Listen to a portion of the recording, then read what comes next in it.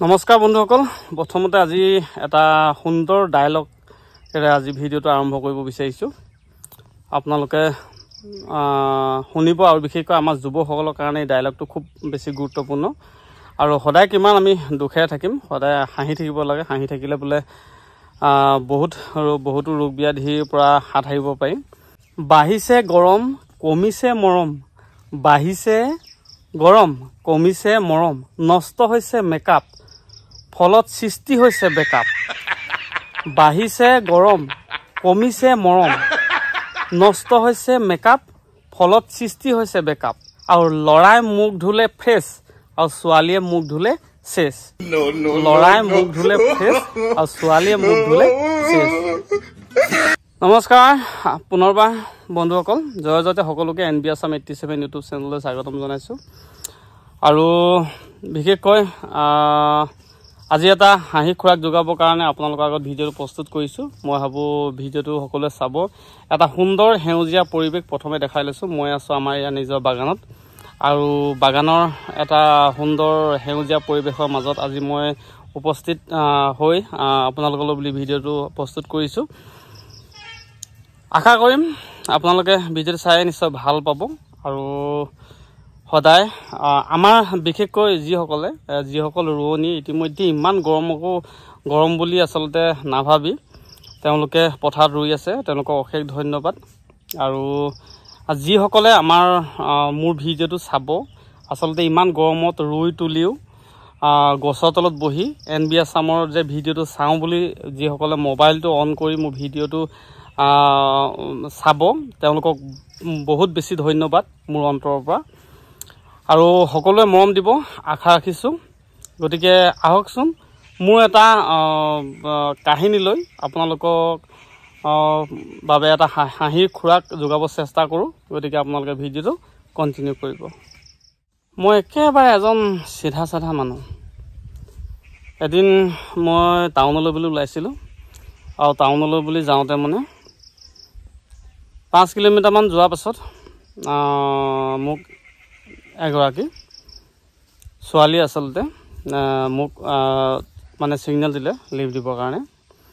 তাৰপিছতে মই চিন্তা কৰিছোঁ ছোৱালীগৰাকীয়ে লিভ দিলে এতিয়া নিনিলেও প্ৰব্লেম হ'ব মই ভাবিলোঁ লৈ যাওঁ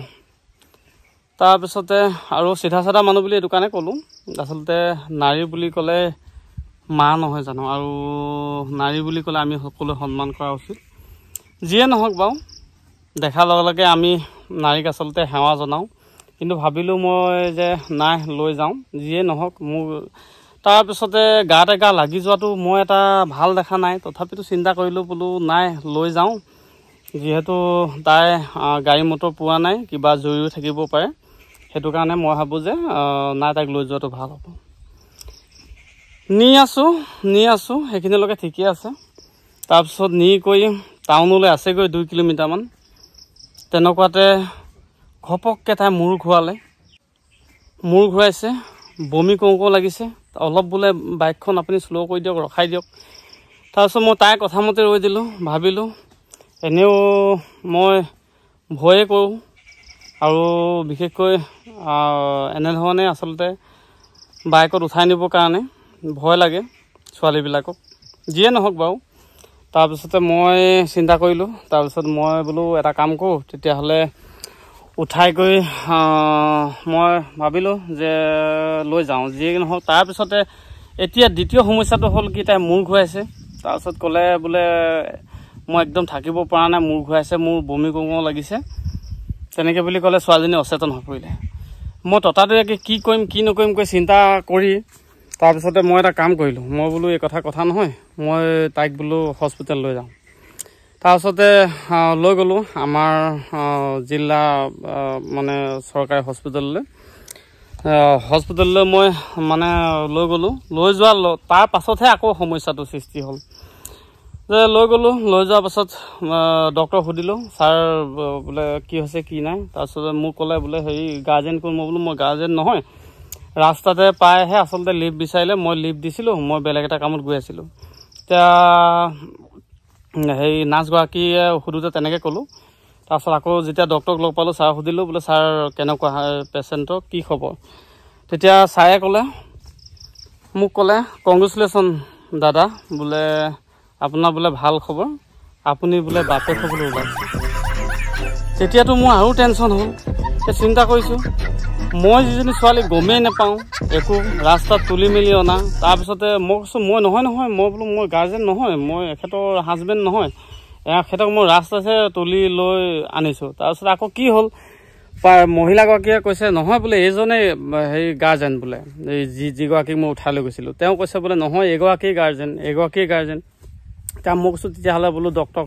ছাৰ বোলে আপুনি যদি বিশ্বাস নকৰে তেতিয়াহ'লে বোলো টেষ্ট কৰক। কিন্তু তাতোতকৈ এতিয়া ডাঙৰ সমস্যাটো হ'ল কি, যেতিয়া আচলতে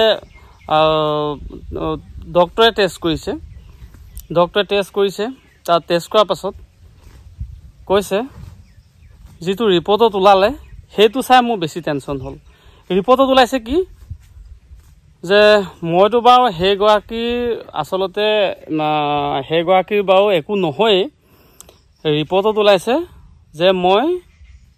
কোনোদিনে আচলতে বাপেক হ'ব নোৱাৰোঁ। কিন্তু চবতকৈ ডাঙৰ সমস্যাটো হ'ল বন্ধুসকল এইটোৱে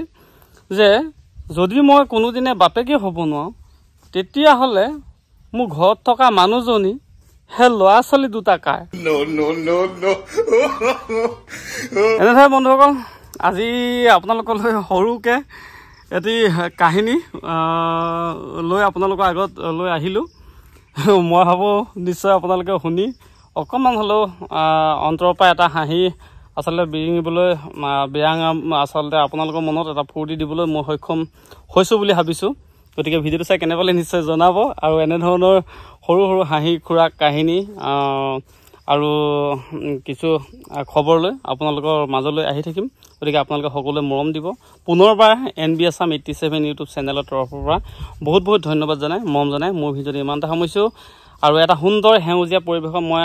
মাজত আছোঁ, আপোনালোকক দেখুৱাইছোঁৱে, আমাৰ বাগানৰ মাজত আছোঁ। আৰু এই সুন্দৰ সেউজীয়া পৰিৱেশৰ মাজৰ পৰাই ভিডিঅ'ত প্ৰস্তুত কৰিলোঁ। সকলোৱে মৰম দিব বুলি আশা কৰিছোঁ, আৰু সকলোৱে ভালে থাকক, সুস্থ থাকক, তাকে কামনা কৰি ভিডিঅ'টো ইমানতে সামৰিছোঁ। ধন্যবাদ। জয় আই অসম।